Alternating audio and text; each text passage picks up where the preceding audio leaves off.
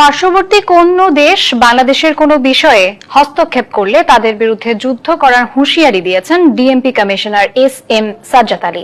শুক্রবার Shailkupa BCS officers ফোরামের অনুষ্ঠানে কথা বলেন তিনি।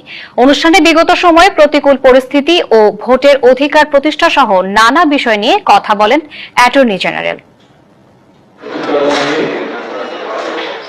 রাজধানীর পুলিশ অফিসার্স মেসে অনুষ্ঠানের আয়োজন করে শৈলকুপা বিসিএস অফিসার্স ফোরাম।